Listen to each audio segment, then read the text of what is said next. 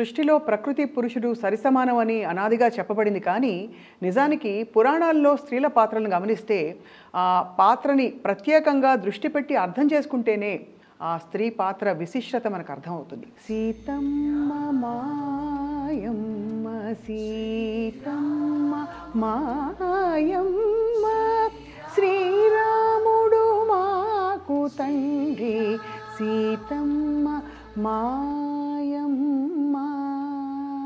సీతమ్మ వారి తత్వం బలం ఉన్న మహిళగా మీరు అర్థం చేసుకున్నారా? లేదు అబల అని ఎలా అయితే చాలామంది పొరపడతారు, ఆ కారణం ఏంటో చెప్తారా? రాములు వారు కౌసల్య గర్భాన జన్మించారు. కానీ ఈవిడ అమ్మలకి అమ్మ ఆదిలక్ష్మి అవతారం. ఆవిడ ఎక్కడ ఎవరి కడుపున పుట్టలేదు, అయోనిజగా. ఎప్పుడూ కూడా కష్టాలు పడే ఒక స్త్రీగా ఎందువల్ల ఆ పాత్ర మాత్రమే, ఆ పార్శ్వం మాత్రమే ఎక్కువగా బలంగా నాటుకుపోయింది? రాముడు సీత మాటలు అక్కర్లేదు, కళ్ళతో కూడా కాదు, వాళ్ళ మనసులు మాట్లాడుకుంటాయి అని వాల్మీకి గారు చెప్పారు. ఈవిడ మీరు ఎక్కడుంటే నాకు అదే స్వర్గం, క్రూర జంతువులు ఏముంది, నా రాముడు రక్షిస్తాడు, మీరు నడుస్తూ ఉంటే అది ముళ్ళైనా నాకు పువ్వుల్లాగా ఉంటాయి.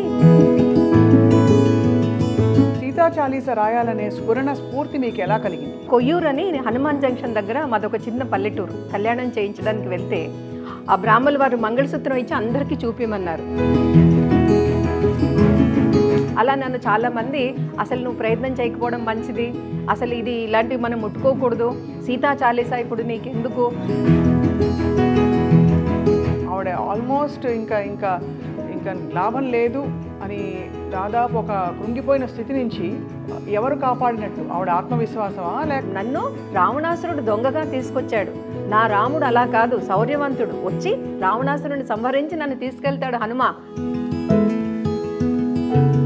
మరి ఇంతటి సంఘటన జరిగిన తర్వాత రాముల వారికి విచారం ఏమైనా కలిగిందా? రాముల వారు వ్యక్తిగా ఆలోచించరు, తన యొక్క ప్రజలు, రాజు, ధర్మం గురించి ఆలోచిస్తాడు. వయస్సులో సీతమ్మ వారు రాముడి కంటే పెద్దది అని ఎక్కడో విన్నామండి. పూర్వజన్మలో ఆవిడ వేదవతిగా ఉండడం వలన రావణాసురుడు ముట్టుకున్నాడు, ఆవిడ కోపం వచ్చి ఆయనకి శాపం ఇచ్చి ఆవిడనంతటా ఆవిడ అగ్నికి ప్రవేశం చేశారు అని. సీత లేకపోతే నాకు స్వర్గం కూడా అక్కర్లేదు అనుకున్నారు రాములు వారు. సీత లేని స్వర్గం నాకు అక్కర్లేదు అన్నారు. అట్లాంటి సీత భక్తులు కూడా అయ్యవారు వినకపోతే అమ్మవారిని పలకరించి నువ్వైనా చెప్పు, బ్రోవమని చెప్పవే సీతమ్మ తల్లి, నన్ను బ్రోవమని చెప్పవే.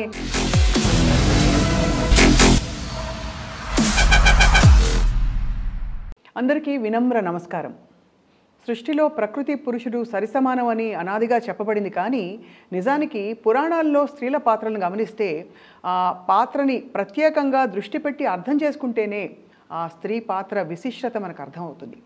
అలాగే రామాయణంలో ఇప్పుడు రామాయణం ప్రస్తావన ఎందుకు వస్తోంది అంటే, దేశవ్యాప్తంగా అయోధ్య రామాలయ బాలరాముడి విగ్రహ ప్రాణప్రతిష్ఠ జరుగుతున్న సందర్భంలో మనం సీతమ్మ వారిని ఆత్మీయంగా చాలా తన్మయత్వంతో తలుచుకోబోతున్నాం. ఎందుకంటే సీతా చాలీస అనే ఒక అరుదైన ప్రక్రియ, అంటే సీతా చాలీసని రచించి మనందరికీ సీతమ్మ వారి తత్వాన్ని బోధించే విధంగా, అర్థమయ్యే విధంగా మనకు అందించిన గొప్ప రచయిత్రి, మోటివేషనల్ స్పీకర్ ప్రొఫెసర్ జిఎల్కే దుర్గ గారు. ప్రస్తుతం ఆంధ్ర మహిళా సభ వైస్ ప్రెసిడెంట్గా వారి బాధ్యతలు నిర్వర్తిస్తూ స్త్రీలకు మాత్రమే కాదు పురుషులకు కూడా కావాల్సిన అనేక పాఠాలు, అనేక గొప్ప విషయాలని బోధిస్తూ వారి ప్రయాణాన్ని కొనసాగిస్తున్నారు.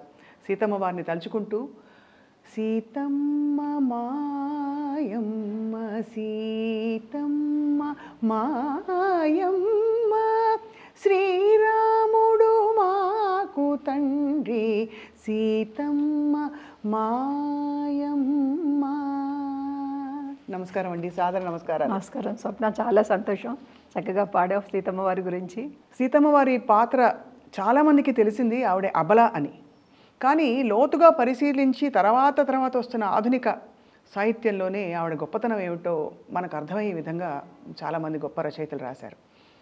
మీకు ఎలా అర్థమయ్యారు సీతమ్మ వారు? మొదటగా కూజితం రామ రామేతి మధురం మధురాక్షకం ఆరుహ్య కవితా శాఖం వందే వాల్మీకి కోకిలం. మనకి విశ్వవిఖ్యాతగాంచిన రామాయణాన్ని రచించిన వాల్మీకి మునులకి నమస్కారం తెలుపుకుంటూ ఆ రామాయణాన్ని అందులో సీతారాముల్ని విశిష్ట వ్యక్తులుగా మనందరికీ ఒక ధర్మాత్ముడిగా, ధర్మమూర్తిగా, ధర్మపదంలో నడిపించేటట్టు ఈ రోజు దాకా మనము అయోధ్యలో ప్రాణప్రతిష్ఠ చేసుకున్న సందర్భంగా నన్ను మీరు ఈ సీతా చాలీసా గురించి అడగడం ధన్యురాల్ని. Thank you. సీతమ్మ వారి తత్వం మీకు అంటే ఒక చాలా బలం ఉన్న మహిళగా మీరు అర్థం చేసుకున్నారా, లేదు అబల అని ఎలా అయితే చాలామంది పొరపడతారు, ఆ కారణం ఏంటో చెప్తారా? సీతమ్మ వారి జన్మ అయోనిజ. రాములు వారు కౌసల్య గర్భాన జన్మించారు. కానీ ఈవిడ అమ్మలకి అమ్మ ఆదిలక్ష్మి అవతారం. ఆవిడ ఎక్కడ ఎవరి కడుపున పుట్టలేదు. అయోనిజగా జనకుడు భూమిని దున్నుతుంటే నాగేటి చాలి కొనకి బంగారు పెట్టె తగిలి ఆవిడ పెట్టె తెరవగానే అందులో ఉన్నారు. అంటే ఆవిడ పుట్టడమే ఒక గొప్ప విశిష్టమైన అయోనిజగా పుట్టారు. అక్కడే ఆవిడ దైవత్వం అనేది మనకు తెలుస్తోంది. ఆ తర్వాత జనకుడు రాజఋషి. ఆయన వేదంగాలు పురాణాలు ఎన్నో ఆవిడికి నేర్పించి అయోధ్యలో మనకి ఆవిడికి వెళ్ళేటప్పటికి సద్యవధువుగా ఆవిడ్ని అనేక రకాలుగా ఆవిడికి పురాణాలు ఇతిహాసాలు అన్నీ నేర్పించి చక్కటి ఆధ్యాత్మిక వాసనలు అన్నీ కూడా ఆవిడకి వచ్చేటట్టుగా ఆయన చేశారు. అటువంటి సీత మనకి విశ్వామిత్రుడు రాముల వారిని అయోధ్య నుంచి యాగరక్షణకి తీసుకెళ్ళి అక్కడి నుంచి మిథిలకు తీసుకెళ్తూ ఒక మాట అంటారు, అద్భుతంచ ధనుర్ రత్నం అంటాడు. అద్భుత ధను వదిలేసి రత్నం అంటే నీకు ఒక అద్భుతమైన రత్నాన్ని చూపిస్తారు అంటారు. ఆ రత్నం ఎవరు అంటే మన సీతమ్మ తల్లి. ఆ సీతమ్మ వారిని ఎంత గొప్పగా, ఎన్ని గొప్ప లక్షణాలు, సర్వగుణ సంపన్న అనేసి అంటారు. అంటే పెద్దలని ఏ విధంగా, తల్లిదండ్రులను ఏ విధంగా గౌరవించాలి, తర్వాత ఒక గురువు శతానందుల వారిని ఎంత గొప్పగా వాళ్ళ వినయ విధేయతలతోటి మలగాలి, అక్క చెల్లెల్ని ఎంత ప్రేమగా చూసుకోవాలి, సరే పెళ్ళయ్యాక భర్తని అత్తమామల్ని ఎంత బాగా మరుదుల్ని చూసుకుంది, ఇవన్నీ కూడా ఒక విశిష్టమైన పాత్రగా మనకి సీతాదేవిని వర్ణించడం జరిగింది వాల్మీకి వారు. చాలా గొప్పగా మొదలు పెట్టాం. అంటే కళ్ళకు కట్టినట్టు అమ్మవారు చాలా ఒక యవ్వన వయసులో మన కళ్ళ ముందు కదలాడుతున్న దృశ్యాలు చూపించారండి. ఎందుకంటే రాముల వారు విల్లు విరవడానికి వెళ్ళిన సందర్భం అది. సీతమ్మ వారిని ఎప్పుడూ కూడా కష్టాలు పడే ఒక స్త్రీగా, ఎందువల్ల ఆ పాత్ర మాత్రమే, ఆ పార్శ్వం మాత్రమే ఎక్కువగా బలంగా నాటుకుపోయిందండి. అంటే అక్కడ ఆవిడ రాములు వారు కానీ సీతాదేవి కానీ కారణ జన్ములు, అంటే ఒక అవతారం కింద వాళ్ళు రావడం మూలన ముఖ్యంగా మనము కథ ఇతివృత్తాంతం చూస్తే కనుక రామాయణం రాముడి యొక్క యానం, నడక అని చెప్తాం. సీతాయ మహచ్చరిత్రం అంటాం. అక్కడ సీతమ్మ వారి యొక్క గొప్పతనం ఒకటి, పౌలస్ర వధ, రావణాసురుడు. అంటే రాముడు ఏ విధంగా నడయాడాడు, నడత ఎలా ఉంది అనేది ఒకటైతే, సీతమ్మ వారి గొప్పతనం రెండోదైతే రామాయణంలో రావణాసురుడు వధ. అందుకని ఈ పాత్రలు మనం గుర్తుపెట్టుకుంటే ఈవిడ అవశిష్టం ఏంటి అంటే రాముల వారికి అనుసరించడం. ఆ అనుసరించడంలో ఈవిడ ఎప్పుడైతే ఇక్కడ ధనుర్భంగం చేశాక రాములు వారు మనకి పద్యాలు కూడా ఉన్నాయి. అదేంటి, పెళ్ళుమనే విల్లు, గల్లుమనే గంటలు, గుబిళ్ళుమనే రాజుల గుండెలు, జల్లుమనే జానకి వదనం అంటారు. అంటే అక్కడ చిన్న చిన్న విషయాల దగ్గర నుంచి మనం చూసుకుంటే ఆవిడ ఎంత అందంగా ఉంది, అపురూప సౌందర్యవతి అని చెప్తారు. ఆవిడని చూస్తుంటే కన్నులు తిప్పుకోనేంత సౌందర్యం అంటారు. అటువంటి సౌందర్యవతి అయినా రాముడు విల్లు విరిచాక ఆవిడ వివాహం చేసుకోమని ఎప్పుడైతే జనకుడు అడుగుతాడో, రాముడు ధనుర్భంగం చేయమంటే మా గురువుగారు చేశాను, కానీ కళ్యాణం అంటే మా నాన్నగారు అనుమతి కావాలి అని అంటాడు. దానికి ఈవిడేమీ ఫీల్ అవ్వలేదు సీతమ్మ వారు. ఇంకా ఆయన మీద గౌరవం పెరిగింది. అంటే ఇంత అందాల రాసిని నన్ను పెళ్లి చేసుకోవడానికి వెనకాడుతున్నాడని అనుకోలేదు సీతమ్మ. తండ్రి మీద ఎంత గౌరవమో, ఇటువంటి భర్తే నాకు వచ్చాడు అని చాలా సంతోషపడుతుంది ఆవిడ. అంటే ప్రతి విషయంలో కూడా ఆవిడ వ్యక్తిత్వాన్ని చాలా గొప్పగా మలచడం జరిగింది. అలాగే ఆవిడ అయోధ్యకి వెళ్ళాక ఏదైతే మిథిలా నగరంలో జనకుడు ఆవిడకి రాజఋషిగా చేసిన ఆధ్యాత్మిక విషయాలు అవి ఉన్నాయో, అయోధ్యలో పరిచారకులకి, ప్రజలకి, తను కలిసిన వాళ్ళకి అందరికీ కూడా ఆవిడ ఆధ్యాత్మిక పరిమళాలు పంచింది. అంటే ఒక గంధం చెట్టుని మొక్క విరిచినా, ఆకు విరిచినా ఎంతటి చక్కటి గంధటి సువాసన వస్తుందో, ఆవిడ అటువంటి పరిమళాన్ని అయోధ్యలో ఈ ఆధ్యాత్మిక పరిమళాలు ఇచ్చింది అని చెప్తారు. తర్వాత రాములు వారు పొద్దున్న నీకు పట్టాభిషేకమని దశరథుడు చెప్పాక కౌసల్యాదేవిని కలిసి వస్తాడు. సీతాదేవి ఉవ్విళ్ళూరుతూ నేను ఇక పట్టమనిషిని అవుతాను, రాముల వారికి కళ్యాణం అని ఎన్నో రకాలుగా తయారీలు చేసుకుంటూ ఆవిడ చాలా హడావుడిగా సంతోషంగా ఉంటే రాముని చూడగానే ఆవిడ ఏదో జరిగింది అని, అది మాట లేదు, ఆ చూపులోనే ఆవిడ గ్రహించుకోగలిగింది. అంటే రాముడు సీత మాటలు అక్కర్లేదు, కళ్ళతో కూడా కాదు, వాళ్ళ మనసులు మాట్లాడుకుంటాయి అని వాల్మీకి గారు చెప్పారు. అంతటి గొప్ప ఆదర్శ దాంపత్యం. ఆవిడ మళ్ళీ ఒక్క మాట అనలేదు, ఎందుకు మీరు ఇలా కలవరపడుతున్నారని ఒక మాటే అంది. ఎప్పుడైతే ఆయన నేను ఇలా కైకేయి మాత అరణ్యానికి వెళ్ళమంది, వనవాసానికి వెళ్ళమంది అనగానే ఈవిడ నేను వస్తానంటుంది. ఆయన వద్దంటారు. సరే నువ్వు సుకుమారివి రాలేవు, అక్కడ అరణ్యంలో జంతువులు అవి ఉంటాయి, క్రూర జంతువులు అన్నీ చెప్తే ఈవిడ మీరు ఎక్కడుంటే నాకు అదే స్వర్గం, క్రూర జంతువులు ఏముంది, నా రాముడు రక్షిస్తాడు, మీరు నడుస్తూ ఉంటే అది ముళ్ళైనా నాకు పువ్వుల్లాగా ఉంటాయి అని చాలా నచ్చ చెప్తే రాముడు వినడు. తర్వాత ఈవిడ అంటుంది, మీరు మీ వెనకాలే నేను ఉండాలి ధర్మపత్నిగా, మా నాన్న స్త్రీ వేషంలో ఉన్న పురుషుడికి ఇచ్చి పెళ్లి చేశాడా ఏంటి అని అంటుంది. అంటే గట్టిగా ప్రశ్నించింది. అప్పుడు ఇంకా శ్రీరాముడు తప్పదు అనేసి, సరే నువ్వు కూడా బట్టలు సర్దుకో అన్నట్టుగా, సరే నువ్వు కూడా వద్దువుగానే అని అక్కడి నుంచి కౌసల్య దగ్గరికి వెళ్తుంది.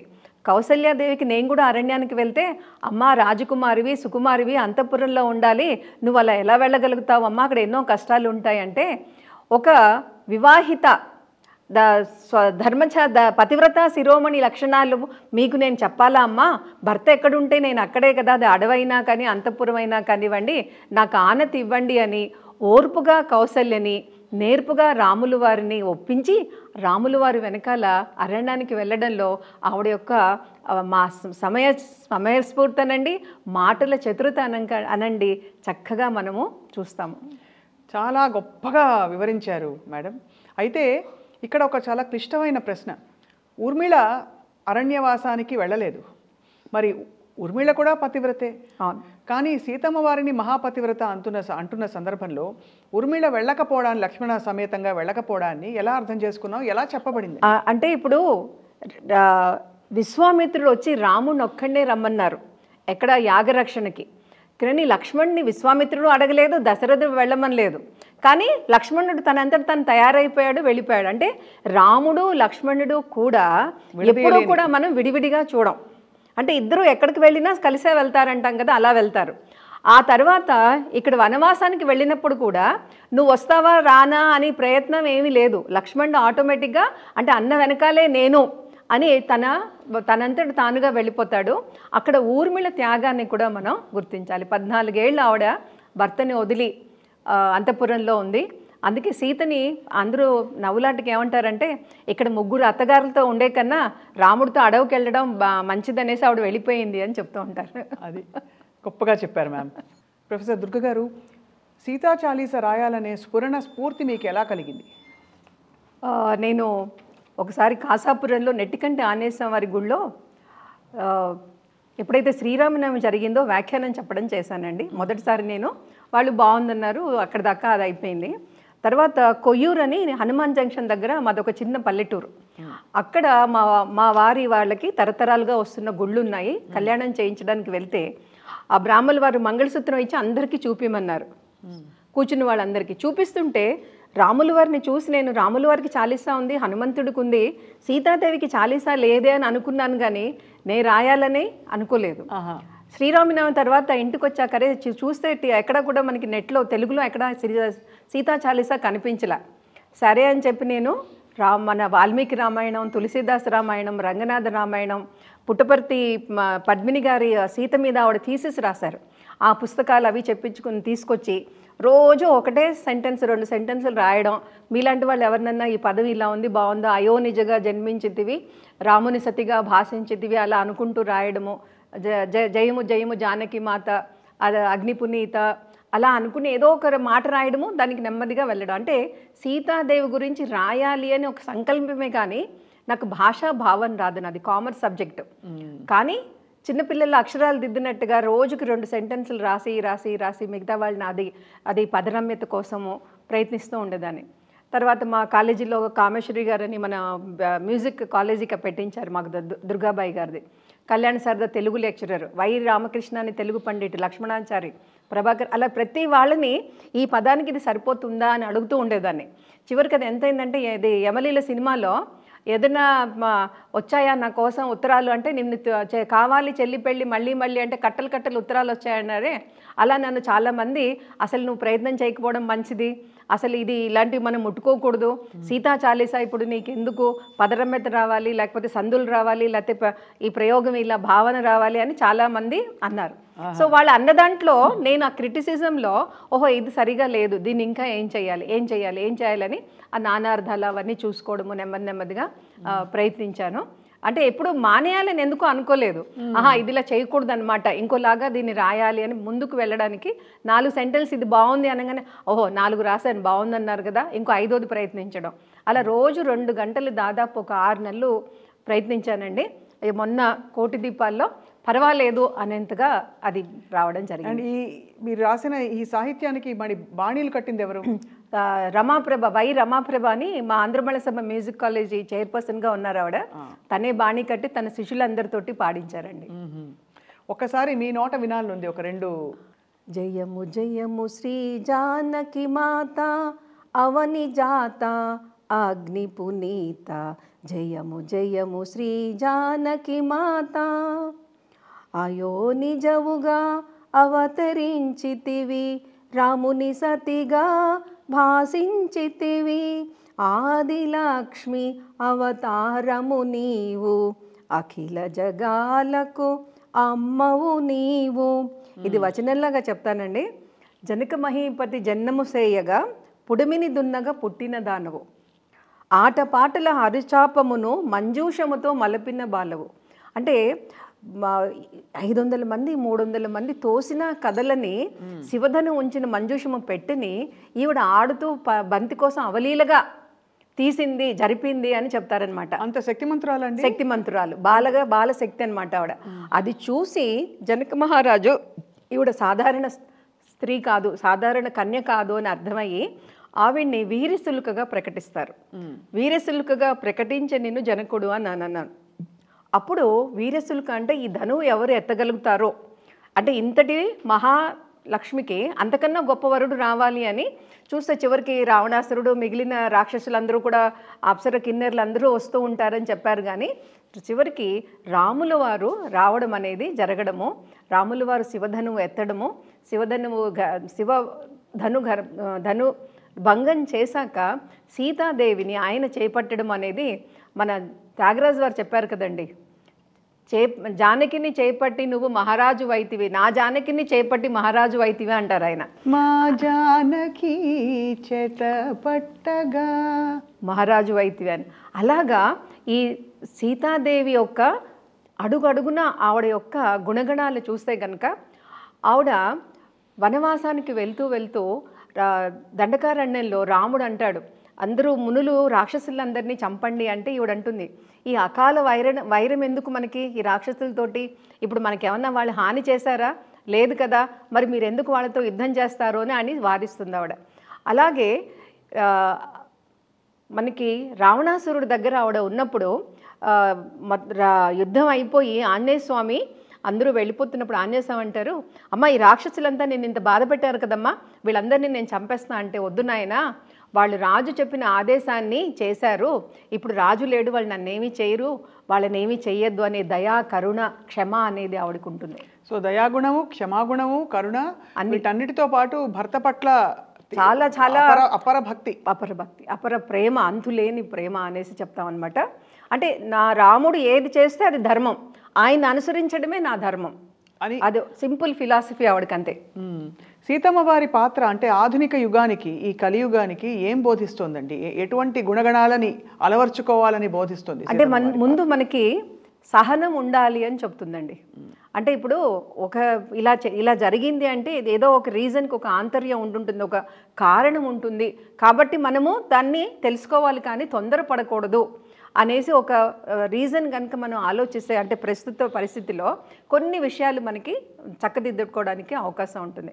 అంటే భర్తని అపరిమితంగా ప్రేమించారు ఆవిడ. అది రాజధర్మము, నా ధర్మము, భార్య ధర్మము అని ఎప్పుడైతే జనకుడు సీతని రాముల వారికి పెళ్ళయ్యాక చేతిలో చేయి పెట్టి పాణిగ్రహణం చేస్తుంటే జనకుడు ఏమంటారంటే ఇయం సీత మమ సుత, ఇయం సీత అంటే ఈవిడ సీత. సీత అంటే ఎవరనుకుంటున్నావు? మమసుత. ఈవిడ అయోనిజ, అంతటి గొప్ప వ్యక్తి, మామూలు ఆడపిల్ల కాదు అని ఇయం సీత. మమసుత జనకుడు పుత్రిక అంటే నా దగ్గర ఎన్ని రకాలుగా ఆవిడ నేర్చుకుని ఒక గొప్ప విశిష్టరాలు అని ఇండైరెక్ట్గా ఇయం మమసుత. సహధర్మచారిణి అంటే నీ వెనకాల చంద్రుడి వెనకాల రోహిణిలాగా ఇప్పటి నుంచి నిన్ను అనుసరించి ఉంటుంది అని ఆ ఇయం సీత మమసుత అనే విషయంలోనే అనేక విషయాలు మనకి బోధించేటట్టుగా తెలిసేటట్టుగా చెప్తారు. ఈవిడ అడవిలోకి వెళ్తూ ఉంటే అక్కడ అత్రి ముని ఆశ్రమానికి వెళ్తారు. ఆవిడ అనసూయాదేవి చిన్న పిల్ల సీత చక్కగా పక్కన కూర్చోబెట్టి చిన్న చిన్న కబుర్లు ముచ్చట్లు చెప్తూ నీ వివాహం ఎలా జరిగింది చెప్పు, వీరశుల్కగా ప్రకటించారట్టుగా నిన్ను అంటే ఈవిడ సిగ్గుపడుతూ తలెత్తుతూ నెమ్మదిగా భర్త గురించి తన యొక్క వీరశుల్కగా ఎలా ప్రకటించారు, రాములు వారు ఎప్పుడు వచ్చారు, ఎప్పుడు చూశారని చాలా ఎంతో మురిపంగా చెప్తుందనమాట. మధ్యలో ఆగిపోతూ సిగ్గుపడుతూ చెప్తూ ఉంటే ఆవిడ అనసూయాదేవి ఇంకా కొన్ని పతివ్రత లక్షణాలు అవన్నీ కూడా చెప్తారు. అవును మా అమ్మ చెప్పారు, మా అత్తయ్య గారు కూడా చెప్పారు, మీరు చెప్పినవి కూడా తప్పకుండా నేను పాటిస్తానని ఎంతో ముద్దుగా ఒద్దికగా ఆవిడ మాట్లాడితే ఆవిడ చాలా ముచ్చట పడిపోయి మక్కువతోటి ఈ సీతాదేవికి అంగరాగము అంటే ఒక సంవత్సరానికి పాడైపోయిన వల్కము, ఒక చీర, పుష్పహారాలు, మంచి లేపనాలు, 2 పుష్పాలు ఆవిడ బహుమతిగా ఇస్తారు. ఆ అంగరాగం మూలాన ఈవిని రావణాసురుడు తీసుకెళ్ళినా కూడా సంవత్సరం పాటు అది సుగంధ లేపనంతో ఉన్న వల్కము. ఆ లేపనాల మూలాన ఆవిడ దగ్గర స్నానం చేశారా లేదా, తినకపోయినా అవి ఆవిడకి అంగరాగాలు ఈవిడిచ్చినవన్నీ కూడా అక్కడ రాక్షసుడు దగ్గర ఉన్నప్పుడు పనికొచ్చి వాడు ముట్టడానికి కూడా భయపడి అది ఆవిడని రక్షించింది అని చివరికి లక్ష్మణుని వారు చెప్తారు. అన్నయ్య ఎందుకు నువ్వు బాధపడుతున్నావు, కంగారు పడుతున్నావు, భయపడుతున్నావు, అంగరాగం ఉంది సీతాదేవి మన వదిన దగ్గర అని చెప్తాడు. అంటే ఇక్కడ అనసూయాదేవి మహాపతివ్రత, మహిమాన్విత, ఆవిడ ముందు చూపుతోటి అది ఇచ్చారు అని మనం కనెక్ట్ చేసుకోవచ్చు అనమాట. ఆ తర్వాత మనకి సాధు ఒక మాయా జింక అంటే బంగారు జింకని ఇవిడ చూడడం. అవును, అక్కడ మామూలు మహిళలాగా మామూలు స్త్రీలాగా దానికి ఆవిడ ఆశపడతారు. అవును అవును కరెక్ట్. ఈ మాయా జింకలాగా ఉంది అనుకోకుండా ఇది బంగారు జింకలాగా ఉంది.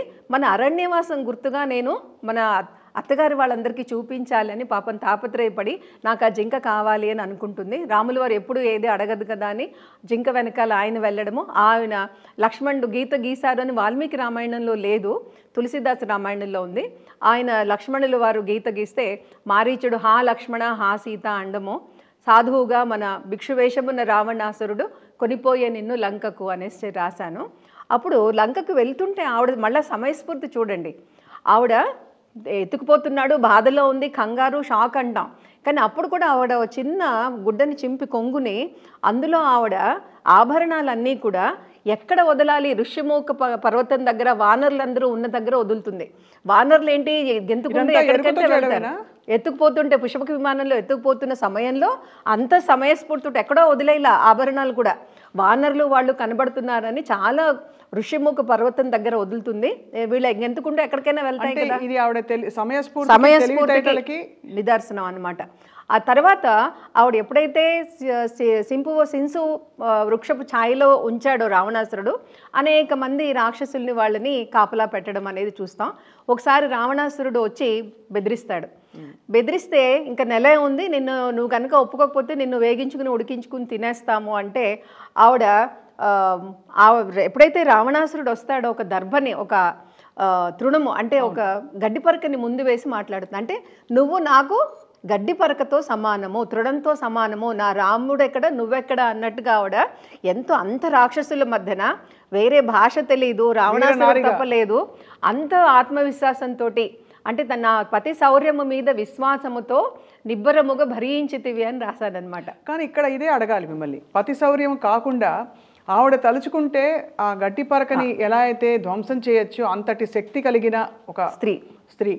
కానీ భర్తని కొనియాడడం అనే ఒక ప్రత్యేకమైన దృష్టిని ఇక్కడ మనం ప్రపంచానికి తెలియపరిచారు. ఆవిడ ఏంటంటే నేనే నిన్ను భస్మం చేయగలను, కానీ ఆ క్రెడిట్ అంటే ఆ బాధ్యత నా భర్తది. నువ్వు రాముడి చేతిలో హతమైపోతావు, అదేంటి వేడుకొనుము రాముడు కరుణామయుడు అని అడుగుతుంది.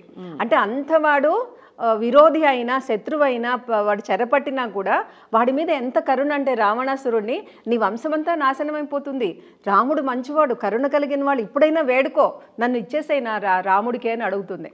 కానీ రావణాసురుడు వినడు. అప్పుడు ఈ వ్యధ అంతా ఇంకా 4 రోజులే ఉంది, రాముడు వస్తాడా, లంక రావాలి, సముద్రం దాటి రావాలి అని ఆవిడకి దిగులు వచ్చేసి మళ్ళీ మానవ కన్నెలాగా అంటే మామూలు లోగా ఫీల్ అయిపోయి ఆవిడ కేశపాసంతో ఉరి వేసుకోవాలని ప్రయత్నిస్తుంది. అయ్యో ఇంకా రాముడు రాడు అని. అంటే రాముల వారు రారనే ఒక దుఃఖంలో ఈ రావణుడు వచ్చి బెదిరించాక ఆవిడకి కకావికలం అయిపోతుంది మనసంతా. ఇంకా వీడేమో బెదిరిస్తున్నాడు, నన్నేమో రాముల వారు ఇంకా రాలేదు అనేసి ఇలా కేశపాసం వేసుకుంటుంటే అక్కడ మన ఇన్ని యోజనాలు దాటి హనుమంతుల వారు వచ్చి చెట్టు మీద చిన్న సూక్ష్మ రూపంలో ఉంటారు. అప్పుడు త్రిజట ఈ లోపల త్రిజట కూడా వచ్చి అమ్మ నాకు మంచి కళ వచ్చింది, నీ రాముడు వస్తున్నాడు, రాముని సంహారం చేస్తాడని చెప్తుంది. ఈ లోపల ఈయన చక్కగా మంచి భాషలో ఆవిడకి అయోధ్య భాష ఏ భాష మాట్లాడాలి, ఆయన నవవ్యాకరణ పండితుడు, ఏ భాషలో మాట్లాడాలని అయోధ్య కాకుండా అయోధ్యలో చిన్న చిన్న ప్రాకృత భాషలో ఆయన చక్కగా మాట్లాడతాడు. మాట్లాడి రామ కథని గానం చేస్తాడు. దశరథుడికి కుమారుల దగ్గర నుంచి భర్త శత్రుఘ్నుల దగ్గర నుంచి వివాహం దగ్గర నుంచి అన్నీ పాడుతూ ఉంటే ఈవిడ విని చాలా సంతోషపడుతుంది, ఊరట కలుగుతుంది. మళ్ళీ ఆవిడకి అనుమానం వస్తుంది, బహుశా ఇది ఏమన్నా రాక్షసమాయేమో అనుకుంటే అంగుళీయాన్ని నెమ్మదిగా జారు విడిస్తే ఎంతో మురిసిపోయి అది చూసుకుని నిజంగా అంగుళీయం ఇచ్చావు, నువ్వు నిజంగా రాముల వారిని చూసావా అంటే ఆవిడ వర్ణించమంటుంది. దీని ఆంతర్యం ఏంటి ప్రొఫెసర్ దుర్గ గారు? ఆంతర్యం ఆవిడ ఆల్మోస్ట్ ఇంకా లాభం లేదు అని దాదాపు ఒక కృంగిపోయిన స్థితి నుంచి ఎవరు కాపాడినట్టు? ఆవిడ ఆత్మవిశ్వాసమా లేక? ఆవిడ ఆత్మవిశ్వాసమే.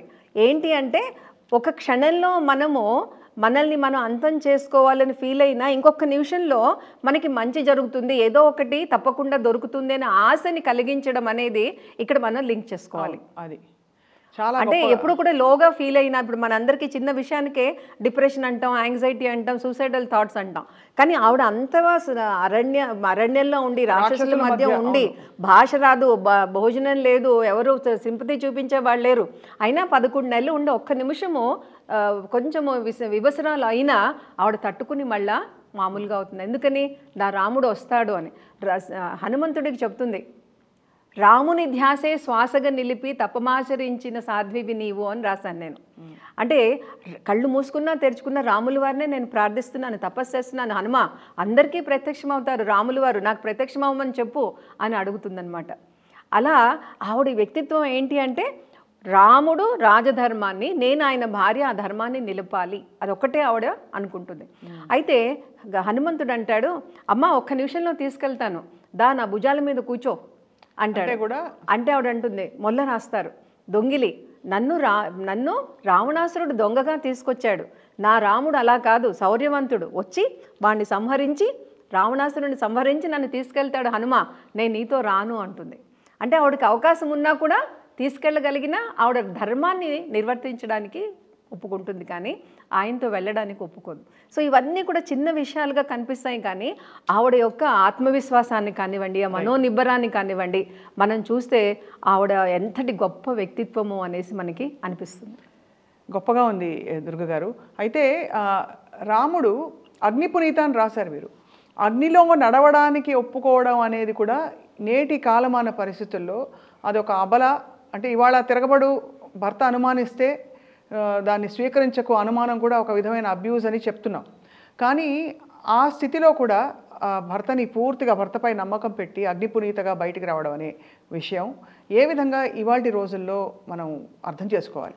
అంటే మనకి నిజానికి రామాయణము అనేక వేల సంవత్సరాల క్రితం జరిగింది. ఆ కాలమాన పరిస్థితుల్ని బట్టి మనం ఆలోచిస్తే ఆవిడ చేసిన ఆవిడ రాముడు యుద్ధం జరిగి రావణాసురుడు సంహరించాక విభీషణుని తీసుకొస్తాడు. ఈవిడ ఎంతో ఆనంద అతిశయంతో భర్తని చేరబోతే ఆయన గుడ్డివాడికి దీపం చూసినట్టుగా ఉంది, నిన్ను చూస్తుంటే నువ్వు ఇంత సౌందర్యంగా ఉన్నావు, వాడి చెరలో ఉన్నావు అని మాట్లాడతాడు. ఈవిడ ప్రాకృతం ఇవా అంటుంది. అంటే ఒక సాధారణ మానవుడు సాధారణ మనిషితో మాట్లాడినట్టుగా ఒక మామూలు సాధారణ మనిషిలాగా మాట్లాడుతున్నావా నన్ను అని ఈవిడ కూడా చాలా కౌంటర్గా మాట్లాడతారు. మాట్లాడి ఇంకా ఎన్ని రకాలుగా రావణుడు నువ్వు కావాలంటే లక్ష్మణుడి దగ్గర ఉంటావా, విభీషణుడి దగ్గర ఉంటావా, నిన్ను భర్తగా నేను రక్షించాలి కాబట్టి రక్షించాను అంటే ఈవిడ వెంటనే లక్ష్మణుతోటి రాముడు అగ్నిప్రవేశం చేయమండు, తనే చితి పేర్చమని అడుగుతుంది. లక్ష్మణ అగ్నిని జ్వలించు అని ఆవిడే అడిగి ఆవిడ మళ్ళీ అందులో ఆవిడ ఏం నమస్కారం చేసుకుంటుందంటే గొప్ప వ్యక్తిత్వం, తన మీద తనకున్న కాన్ఫిడెన్స్ నమ్మకం ఆవిడకి ఏంటి అంటే నేను ధర్మం తప్పని దాన్నైతే అనుక్షణం ఒక్క నిమిషం క్షణం కూడా రాముడి పాదాలు తప్ప ఇంకెవరిని తలవకుండా ఉండుంటే నా రాముడికి ఆ ధర్మం తెలిస్తే నన్ను అన్ని వైపుల నుంచి నువ్వు సీతలో భవ అంటే నన్ను చల్లగా చూడు నాయన అని అగ్నిని అంటే అగ్ని ఆవిడని ఇలా తీసుకొచ్చి ఒక ఆవిడ ఒళ్ళో కూర్చోబెట్టుకుని ఆయన అగ్ని ఏం చెప్తాడంటే అందరినీ నేను పునీతం చేస్తాను రామా, సీతాదేవి నన్ను పునీతం చేసింది తీసుకొని సీతని అని చెప్తాడు. ఎంత గొప్పగా అంటే వర్ణించడం అయితే చాలా గొప్పగా ఉంది. మరి ఇంతటి సంఘటన జరిగిన తర్వాత రాముల వారికి విచారం ఏమైనా కలిగిందా? రాముల వారు వ్యక్తిగా ఆలోచించరు, తన యొక్క ప్రజలు రాజు ధర్మం గురించి ఆలోచిస్తాడు. మనం ఏం చేస్తాము మామూలుగా వ్యక్తి నేను నా కుటుంబము తర్వాత దేశము, కానీ ఆయనకి దేశము రాజ్యము ధర్మము అదొకటే. ఎందుకంటే రాజు సరిగా ధర్మంగా ఉంటే మిగిలిన అందరూ ధర్మంగా ఉంటారని ఒకే ఒక మాట మీద ఆయన పరిపాలన కావించారు. చాలా బాగుంది, చాలా గొప్పగా ఉందండి. తర్వాత ఈవిడ సమయస్ఫూర్తి ఇంకొకసారి నాకు ఎక్కడ నచ్చిందంటే అంగుళీయము తీసుకున్నాక ఆవిడని ఏదైనా ఇమ్మంటే చూడమని ఇస్తుంది. చూడమని ఇచ్చాక మీ ఇద్దరికే తెలిసిన ఏదైనా ఒక విషయం చెప్పవమ్మా అని అడుగుతాడు హనుమంతుడు. కాకాసురుడు కథ చెప్తుంది. కాకాసురుడు ఇంద్రుడి కొడుకు జయంతుడు వచ్చి రాముల వారిని ఒళ్ళో పెట్టుకుని పడుకుంటే ఇక్కడ హృదయం దగ్గర కాకి ముక్కుతో కొరిస్తే కొంచెం రక్తం వస్తుంది. రాముల వారికి నిద్రాభంగం అవుతుందని ఈవిడ లేపదు. లేచి ఆయన చూశాక కోపం వచ్చి ఒక దర్భ వేస్తాడు. ఇంకా జయంతుడు పరిగెట్టుకుంటూ అన్ని లోకాలకి వెళ్తే ఎవరూ రక్షించలేరు, మళ్ళా వస్తే పోలేండి పాపం రక్షించండి అంటుంది ఈవిడ. నేను ఒకసారి దర్భ తీసాక బాణం తీసాక వెనక్కి రాదు ఎలా అంటే సరే అని ఒక కన్ను తీసేస్తారు. ఈ కథ అంత చిన్న కాకి ఇంత హాని చేస్తేనే ఆ రోజున అంత పెద్ద శాపం ఇచ్చారు మా రాములు వారు. ఈ రోజున ఇక్కడ నేను రావణాసురుడి చెరలో ఎన్ని కష్టాలు పడుతుంటే నా రాముడు రాలేదా అని దెప్పడానికి ఆవిడ ఆ కథ అని చెప్తారనమాట. అంటే ఔచిత్యం అనేది, అంటే ఆవిడకి ఆ చతురత అనేది, సమయస్ఫూర్తి అనేది. అలాగే హనుమంతుడు అంటారు ఒక చిన్న పని చేసి వెళ్తానమ్మా ఇక్కడ అని మొత్తం లంకంతా దహనం చేస్తాడు. అప్పుడు పరిగెట్టుకుంటూ ఒక రాక్షసు వచ్చి ఇదిగో నీతో కోతి మాట్లాడిందే, ఆ కోతి తోకకి నిప్పు పెట్టేశారు, తోక కాలిపోతుంది అనగానే అయ్యో నా కోసం వచ్చిన హనుమకి ఇలా అవుతోందా అనేసి ఆవిడ 4 శ్లోకాలు చెప్తారు. అందులో అన్ని శ్లోకాల్లో కూడా సీతో భవ హనుమంత అంటే సమయస్ఫూర్తి, అయ్యో అయిపోయిందా ఇలా అయిపోయిందా అని కంగారు పడకుండా అగ్ని నేను ధర్మాత్మురాలనైతే నా రాముడు ధర్మమైతే అతను చేస్తున్నది ధర్మమైతే సీతో భవ హనుమంత అంటే అప్పుడు హనుమంతుడు అనుకుంటాడు అరే నా తోక ఇంత చల్లగా ఉందేంటి, ఓహో అమ్మవారు మహిమ అనేసి. ఇలా చిన్న చిన్నవే కానీ ఆవిడ చతురత కానీ సమయస్ఫూర్తి కానీ సంభాషణ చతురత కానీ సహనం కానీ దయాగుణం. తర్వాత ఈ రాముల వారితోటి ఆవిడ అయోధ్యకు వచ్చేసాక పట్టాభిషేకం జరుగుతూ ఉంటే రాముల వారికి ఎంతో అపురూపంగా జనకుడు ఇచ్చిన ముత్యాలతోటి కౌసల్య రాముల వారు ఒక మంచి ముత్యాల హారం చేయిస్తారు. అది రాముల వారికి ఇలా చూపిస్తుంది అంతే, ఇలా అంటారంటే ఇవ్వు అనేసి. అది ఎంతో పుత్రవాత్సల్యంతో కృతజ్ఞత చూపించడం అనమాట. మన హనుమంతుల వారికి ఇస్తారు ఆవిడ. పుత్రవాత్సమున ముత్యాల హారం ఒసగితివి హనుమకు రక్షగా అని రాశానమాట. ఇంకా ఆవిడ ఔదార్యం ఎక్కడంటే రావణాసురుడు ఎత్తుకుపోవడానికి ముందు లక్ష్మణ్ని చాలా నిందిస్తుంది ఆవిడ. నువ్వు రాముడికి రక్షగా వెళ్ళమంటే వెళ్ళట్లేదు, నా మీద కన్ను వేసావు అన్నట్టుగా అయితే ఎంతో నిందను వేశాను హనుమా, నన్ను క్షమించమని లక్ష్మణుడికి చెప్పు అంటుంది. అది ఇంకొక ఔదార్యం. తప్పు అందరం చేస్తాం కోపంలో, కానీ ఆ తప్పుని మనం ఔదార్యంగా కృతజ్ఞత చూపించడం లేకపోతే క్షమాపణ అడగడం అనేది గొప్ప.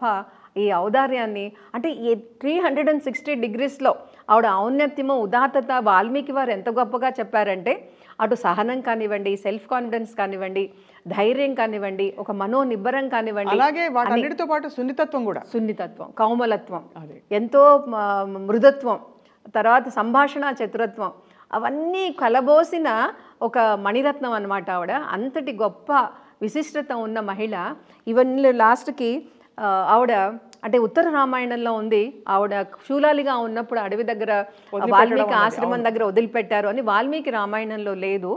అయినా ఆవిడ అధైర్యపడకుండా వీరపత్నిలాగా పిల్లలకి తండ్రి మీద భ్రమలు కల్పించి చెడుగా చెప్పకుండా భక్తిభావాన్ని కలిగించి వాళ్ళని వీరులుగా రాముడికి సమానమైన వీరులుగా ఆవిడ తయారు చేసి అందించడం అనేది మళ్ళీ అక్కడ సెల్ఫ్ కాన్ఫిడెన్స్, ఔచిత్యం అనండి, ధైర్యం అనండి, ఆత్మవిశ్వాసం అనండి. మళ్ళా రాముడు వచ్చి ఏలుకోమని వాల్మీకి గారు చెప్తే ఆవిడ 3 సార్లు చెప్తారు, నేను పతివ్రతను, నేను ధర్మాన్ని తప్పి లేనదైనా అయితే, నేను ధర్మం తప్పకపోతే అని, తల్లి భూమాత నువ్వు వచ్చి నన్ను తీసుకెళ్ళిపో అని. అక్కడ మళ్ళీ ఆవిడ మా ఆత్మ గౌరవం, ఆత్మాభిమానాన్ని ఆవిడ మళ్ళీ వెళ్ళిపోయారు. అంటే రావణ వధ జరిగిపోయింది, ఇంకా అవతారం చాలించాలి, అందుకని ఆవిడ అయోనిజగా వచ్చారు, మళ్ళా భూమిలోకి వెళ్ళిపోయారు. కానీ అక్కడ మరి లవకుశులు పరిపాలిస్తారు తర్వాత అని మనకు తెలిసింది. కానీ రాముల వారి పరిస్థితి ఏంటి? రాముల వారికి కూడా రావణాసురుడు ఏవైతే వరాలు కోరుకున్నాడో, అసర కింకర కింపురుష గంధర్వులు ఎవరూ చంపకూడదు, నన్ను మానవుడు కోతులు తప్ప అంటాడు కాబట్టి మానవ రూపంలో వచ్చారు. ఇంకా ఆయన కూడా సరియూ నదిలోకి ప్రవేశమయ్యి ఆయన అవతారాన్ని సాధించారు. ఎంత గొప్ప గొప్ప అంటే ఆంతర్యం ఉన్న సంఘటనలు ఒక్కొక్కటి. తర్వాత అన్ని అవతారాల్లో చూస్తే కృష్ణ అవతారంలో రుక్మిణి లేకపోయినా కథ వెళ్ళిపోతుంది. తర్వాత మనకి నరసింహ అవతారం కానీ వామన మిగతా అవతారాల్లో అమ్మవారికి అంత ప్రాధాన్యం లేదు. కానీ ఇక్కడ సీతాదేవి లేకపోతే మీరు బాలకాండ, అయోధ్యకాండ, అరణ్యకాండ, సుందరాకాండ, కిష్కిందకాండ ఎక్కడ కూడా అమ్మవారికి చాలా ప్రత్యేకత కానివ్వండి. ఆవిడని చూసి మనం కొన్ని విషయాలన్నా మనకి ఒక ఆదర్శ మహిళగా వివేకానంద వారు అంటారు, ప్రపంచంలో ఏ మహిళని సీతాదేవితో వచ్చి పోల్చడానికి సాటి లేరు, ఆవిడే మేటి అనేసి. అంత ఉదాత్తమైన చరిత్ర కలిగిన సీతాయా మహాచరిత్ర అనేసి మన వాల్మీకి వారే అన్నారు. అంతటి గొప్ప విశేషాలు ఉన్న వాళ్ళని మనకి మామూలుగా ఏం చెప్తాము, సీత పేరుంటే కష్టాలు, సీతాదేవికి ఎప్పుడు. కానీ ఆ కష్టాల్లో ఆవిడ 11,000 సంవత్సరాలు ఆయన పాలించారు. 11,000 సంవత్సరాల్లో సీతాదేవి ఒక్క సంవత్సరమే ఆయన దగ్గర లేనిది. ఇప్పుడు మనం ఏ ఫారెన్కి వెళ్ళో చదువుకుంటాం, వేరే ఊళ్ళో జాబ్ వస్తే ఉంటాం అలా అనుకుంటే కనుక, ఒక్క సంవత్సరం మాత్రమే ఆవిడ రావణాసురుడి దగ్గర ఉండడం. మిగిలిన ఎప్పుడు కూడా అది అరణ్యంలో ఉన్న మా సౌందర్య మనకి అంతఃపురంలో ఉన్న ఇద్దరూ కూడా అన్యోన్య దాంపత్యం కింద ఉన్నారు. రాముని చిత్తపదము ప్రాణపదము అంటారనమాట. చాలా చాలా గొప్పగా ఉందండి. సీతమ్మ వారిని గురించి ఒకటి రెండు చాలా ఇవి బహుశా కొంత అల్పమైన ప్రశ్నలుగా అనిపించవచ్చు మీకు ఈ సందర్భాన్ని బట్టి. వయసులో సీతమ్మ వారు రాముడి కంటే పెద్దది అని ఎక్కడో విన్నామండి. అదేంటంటే పూర్వజన్మలో ఆవిడ వేదవతిగా ఉండడం వలన రావణాసురుడు ముట్టుకున్నాడు, ఆవిడ కోపం వచ్చి ఆయనకి శాపం ఇచ్చి ఆవిడనంతటా ఆవిడ అగ్నికి ప్రవేశం చేశారు అని. తర్వాత ఆవిడ రావణాసురుడి ఇంటికి జన్మించి ఒక పుష్పంలో వెళ్తే మండోదరి దాన్ని ఇక్కడ మిథిలా నగరంలో వదిలేయమన్నారు అని కథ చెప్తారు. ఆ విధంగా చూసుకుంటే ఇక్కడ సీతాదేవి ఆవిడ పెద్ద అనేసి అంటారు. కానీ మామూలుగా మనము వాల్మీకి కథలో చూసుకుంటే సీతాదేవి జననము రాముల వారి జననం తర్వాతే జరుగుతుంది. అది అంటే వాల్మీకి రామాయణంలో అలాగే. అందుకని ఇక్కడ మనకి ఏమైపోయిందంటే కాశ్మీర్ రామాయణం, మరాఠీ రామాయణం, తమిళ్, వంగ, మన దేశంలో బీహారు అనేక ప్రాంతాల రామాయణాల్లో తులసీదాస్ కానివ్వండి, గంధరామాయణం కానివ్వండి, రకరకాలుగా వాళ్ళు సార్వజనికంగా చేసేసారు. అలాగే ఇప్పుడు నేపాల్ రామాయణం అయితే చివరికి ఏమైపోయిందంటే కొన్ని చోట్ల రాముడికి కూతురు, కొన్ని చోట్ల రావణుడికి కూతురు, కొంతమందికి లక్ష్మణుడికి కూడా భార్య, ఇలా రకరకాలుగా అయితే చివరికి అది ఏమైపోయిందంటే రామాయణం అంతా విని రాముడికి సీత ఏమవుతుంది అని ప్రశ్న ఏ విధంగా వచ్చిందంటే ఆ విధంగా వచ్చింది. అంటే రకరకాల రామాయణంలో సీతాదేవి పాత్రని విడివిడిగా మలచడం అనేది జరిగింది. రైట్. సీతాదేవి పాత్ర నుంచి మీరు స్ఫూర్తి పొందిన వ్యక్తిగతంగా మీకు జరిగిన మార్పు మలుపు జీవితంలో ఈ సీతా చాలీస రచించిన తర్వాత ఏమిటండి? మానసికంగా చాలా ప్రశాంతత అండి. అబ్బా సీత ఏదైనా ఒక చిన్న కష్టం ఎవరికైనా వస్తే అబ్బా సీతాదేవి అన్న కష్టాలు పడినా ఎండ్ పాయింట్ సక్సెస్ ఆవిడ చక్కగా అందరితోటి ఆదర్శవంతంగా కొలవబడుతోంది. భర్తతోటి ఈ సీత లేకపోతే నాకు స్వర్గం కూడా అక్కర్లేదు అనుకున్నారు రాములు వారు. సీత లేని స్వర్గం నాకు అక్కర్లేదు అన్నారు. అట్లాంటి సీత కష్టాలు పడినా ఆవిడ కష్టం అనుకోలేదు, ఆవిడని చూసి మనం కష్టం అనుకున్నాం. సీతాదేవి ఎక్కడా కూడా నేను కష్టపడ్డాను అని చెప్పలేదు. అటువంటి సీతాదేవి గురించి ఐడియల్స్ అంటే ఇప్పుడు మన అంటాం మన అమ్మమ్మ వాళ్ళు ఎంతో కష్టపడ్డారు అని, కానీ ఆ కష్టాన్ని వాళ్ళు కష్టంగా చూడలేదు, అదొక బాధ్యత కింద, ఒక ధర్మం కింద, ఇది సహజంగా ఉండే గుణం కింద చూసుకున్నారు. సీతాదేవి సహజ లక్షణం ఏంటి అంటే దయ, ప్రేమ, క్షమ, ధర్మం పాటించడం, అవన్నీ ఆవిడ తెచ్చుకున్న గుణాలు కాదు, సహజ గుణాలు అన్నమాట. అది మన భూమిజ కదా. భూమిజ ఇప్పుడు ఒకసారి హనుమంతుల వారు ఆవిడ్ని అశోకవనంలో కింద చూసినప్పుడు మన కల్పవృక్షంలో విశ్వనాథ్ వారు రాస్తారు, ఆకృతి రామచంద్ర విరహాకృతి, కనుబొమ్మ తీరు స్వామి చాపాకృతి, కన్నులన్ స్వామి కృపాకృతి, సర్వ విధముల కౌశికమందు రామచంద్రుని దేహాకృతి, సర్వ విధముల ప్రభు ప్రజా పట్టుదై నిలుచు అంటారు. అంటే ఆయన ప్రతిజ్ఞమూర్తిగా నిలుచు అన్నారు. అంటే ఆవిడని చూస్తే విరహం కనబడుతోందిట. కనుబొమ్మల తీరు దేహాకృతి, ఆయనలో ఆవిడ కూర్చున్న పద్ధతిలో ఆవిడలో రాముల వారిని హనుమంతుడు దర్శించాడు. అంటే ఇద్దరూ విడివిడిగా కాదు, ఒకళ్ళు ఒక రాముని చూస్తే సీతమ్మలో రాముణ్ణి చూడగలిగారు మన హనుమంతుడు అనేసి అది ఎంత గొప్పగా రాశారో కల్పవృక్షంలో. ఆబ్జెక్ట్ అది అంత అంటే ఇద్దరు మమేకం అయిపోయి ఉన్నారు అనేసి. అయితే హనుమంతుడు సుగ్రీవుడి దగ్గర ఉన్నప్పుడు ఏంటి రాముడు ఒక ఆడదాని కోసము ఒక భార్య కోసం సీత అని ఆ నిద్రపోడు లేవడు, ఈ మన దోమలవి కుడుతున్నా పట్టించుకోడు, ఆహారం తీసుకోడు, సీత అని అంటాడు, ఒక స్త్రీ కోసం ఇంత ఎవరైనా ఫీల్ అవుతారా అని అనుకుంటాడు. తర్వాత అన్ని యోజనాలు దూకొచ్చి ఆవిడ్ని ఆ చెట్టు కింద అశోకవనంలో చూశాక ఆవిడ మొహంలో వర్చస్సు కానీ, ఒక గొప్పతనం కానీ, ఒక ఆదరం కానీ, ఒక పయస్ లుక్ అంటాం కదా, ఒక పవిత్రతని చూసి ఇలాంటి సీతాదేవిని వదిలేసా రాముడు ఎలా ఉండగలిగాడు అనుకున్నాడు. అది ఆ క్యారెక్టర్స్ యొక్క గొప్పతనం. చాలా గొప్పగా ఉందండి. ప్రొఫెసర్ దుర్గ గారు, భక్తులు కూడా అయ్యవారు వినకపోతే అమ్మవారిని పలకరించి నువ్వైనా చెప్పు, బ్రోవమని చెప్పవే సీతమ్మ తల్లి నన్ను బ్రోవమని చెప్పవే. సుందరాకాండ పారాయణ కూడా మనము సుందరాకాండ మంత్రస్య రామచంద్రుల వారు మంత్ర సుందరాకాండ పఠిస్త రామ కరుణా ప్రాప్తిరస్తు, సుందరాకాండ పఠిస్త హనుమంత ప్రాప్తిరస్తు కరుణ ప్రాప్తిరస్తు, సుందరాకాండ ప్రవస్య సీతా బాలా త్రిపుర సుందరి ప్రాప్తిరస్తు అంటారు. అంటే సుందరాకాండ చదివేటప్పుడు కూడా నీకు రాముల వారి అనుగ్రహం కావాలా, హనుమంతుడి అనుగ్రహం కావాలా, సీతా బాలా త్రిపుర సుందరి అనుగ్రహం కావాలా అనేసి మనం చదువుతాము. అంటే అంత విలక్షణమైన వ్యక్తిత్వం ఉన్న మహిళ సీతాదేవి. చాలా గొప్పగా ఉంది. మీ సీతా చాలీస నిజంగా చాలామందికి ఒక కనువిప్పుగా, అలాగే వీణుల విందుగా, ఆధ్యాత్మిక ప్రయాణానికి ఒక సాధనంగా కూడా తప్పకుండా ఉపయోగపడుతుంది. ప్రొఫెసర్ దుర్గ గారు, సీతా చాలీస కాకుండా ఇంకేమన్నా మీరు రచనలు చేశారా?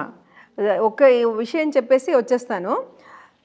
నాకు అష్టసిద్ధి నవనిధికే దాత అసవర దీన జానకీ మాత అని ఉంది. అవును, దానికి సీతా చాలీసాలో ఏదైనా ఒకటి రాములు మన హనుమంతుడికి రాయాలి అని కొలిచిన వారికి కొంగు బంగారమై కపివరునికి ఇచ్చితివి వరములు అని రాశాను. దాన్ని కొలిచిన వారికి అభయమొసంగ వరములు ఇచ్చితివి కపివరునికి. అంటే ఎవరైనా హనుమంతుడిని కొలిస్తే వాళ్ళు ఏదడిగితే అది నువ్వు ఇవ్వగలిగే శక్తిని నీకు ఇస్తున్నాను, వరాన్ని నీకు ఇస్తున్నానని ఆవిడ చెప్పారు అనేసి, అది చాలా నాకు నవసిద్ధినికే దాత అనేసి ఇక్కడ రాయాలని రాశానండి. అలా చిన్న చిన్న ప్రయత్నాలు చేశాను.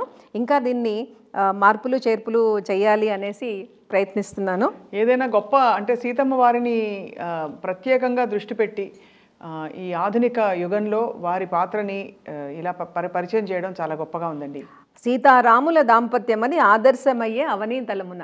అంటే ఒక భార్య భర్త ఎలా ఉండాలి, ఆదర్శవంతంగా ఎలా ఉండాలి, భర్త ఏదైనా తప్పు చేసినా ఎలా దిద్దుకోగలగాలి, ఎలా అర్థం చేసుకోవాలి, కాస్త సహనం అనేది ఎలా ఉండాలి, చాతుర్యం అనేది ఎలా ఉండాలి, వినయ సంపద అనేది ఎలా ఉండాలి, గుణగణాలు అనేవి ఎలా ఉండాలి, ఇవన్నీ మనము కొన్ని లక్షణాలైనా అనుకుంటే ఈ రోజున సర్దుకుపోండి అంటే అమ్మాయి పెట్టె సర్దుకుని వెళ్ళిపోతుంది. సో ఈ చిన్న విషయాన్ని మనం కనుక అవగాహన చేసుకుంటే మనకి కొంచెం అస్థిమితంగా ఉండే ఈ డైవర్స్ విషయం కానివ్వండి, లేకపోతే ఈ యాంగ్జైటీ టెన్షన్ కానివ్వండి, ఈ లివింగ్ రిలేషన్స్లో ఉండే ప్రాబ్లమ్స్ కానివ్వండి, అనేక వాటికి ఈ సీతారాముల దాంపత్యాన్ని సరిగా అవగాహన చేసుకుంటే కనుక ఎన్నో సమస్యలకి పరిష్కారం దొరుకుతుంది. దాన్ని మనము యూత్కి సమంగా మనం ప్రజెంట్ చేయగలిగితే, అంటే అందులో ఉండే విశిష్టతని తెలియజేస్తే కొంతైనా మార్పు వస్తుంది అని అనిపిస్తూ ఉంటుందండి. అది నా నమ్మకం కూడాను. మీలాంటి వాళ్ళు ప్రయత్నం చేసే మీడియా ద్వారా తప్పకుండా నెరవేరుతుంది. తప్పకుండా అంటే ఈ మెసేజ్ అందరికీ చేరుతుంది. ఇప్పుడు సందర్భం కూడా కాబట్టి, కాకపోయినా కూడా ఇది అందరూ పారాయణం చేసుకుని దానిలోని ఆంతర్యాన్ని అర్థం చేసుకుని అప్లికేషన్ ఓరియంటెడ్గా అంటే వారి జీవితాలకు కూడా వారు వర్తింపజేసుకుంటారని చెప్పి ఆశిస్తున్నాం. ప్రొఫెసర్ దుర్గ గారు, ఇవాళ నిజంగా ధన్యులమయ్యాము. మీ సీతా చాలీస ప్రయాణాన్ని గురించి, అలాగే సీతమ్మ వారి తత్వాన్ని తెలుసుకుని మీకు సాదర నమస్కారాలు. Thank you very much.